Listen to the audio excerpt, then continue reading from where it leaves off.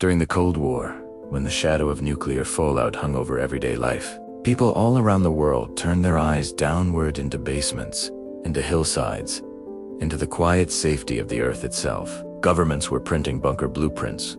Families were stacking sandbags in their living rooms, and doomsday drills became as common as weather forecasts.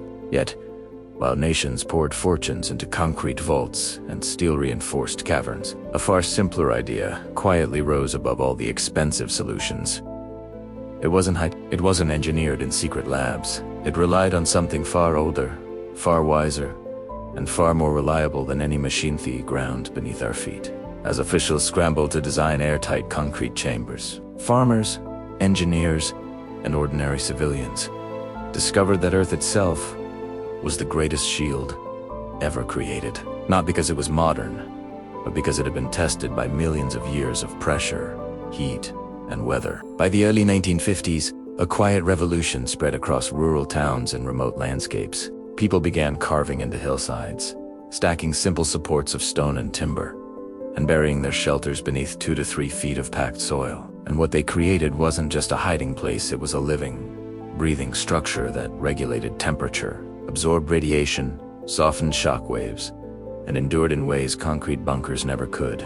Tests showed that just 3 feet of compacted soil could block over 95% of radiation. Families who owned nothing more than shovels and determination suddenly had access to protection as effective as military installations. And unlike concrete chambers that trapped heat and moisture, these earth-covered shelters stayed naturally cool in summer, warm in winter, and safe.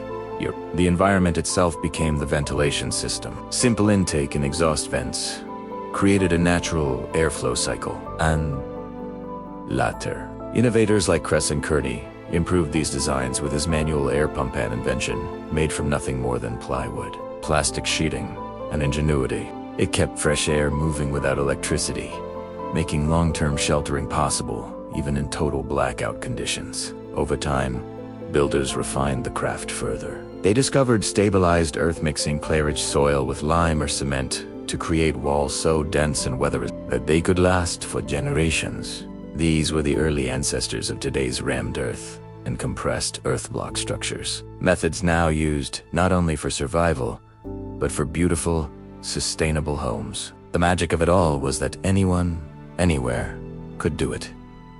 Test your soil, mix it, shape it, let it cure. Build a wall that breathes, insulates, and stands firm through storms, heat waves, and even nuclear blasts. All without steel, without heavy machinery, and without the need for constant power. But the real brilliance of this Cold War trick wasn't the dirt or the walls, it was the mindset behind them. The people of that era understood something we often forget today. Survival isn't about overpowering nature, it's about working with it.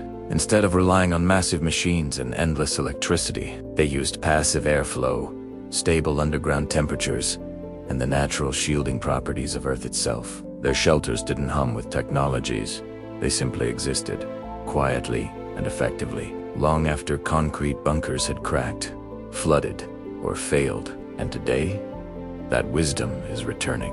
Off-grid cabins, earth-sheltered homes, eco-bunkers, root cellars, they all owe their durability to those early Cold War pioneers who trusted nature more than steel. Modern bunkers might look imposing, but most depend on complex filters, electronics, and fragile systems. Once the power goes out, they're little more than sealed boxers. But an earth-covered shelter, it keeps working, it keeps breathing, it keeps protecting.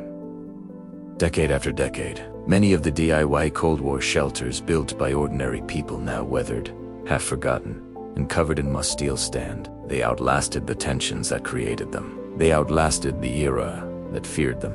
And they stand today as a quiet reminder that sometimes the simplest, most ancient solution is the one that endures the longest. So whether you're a historian, a prepper, a homesteader, or just someone who loves practical knowledge from the past, the lesson is the same. True resilience doesn't come from excess, but from understanding.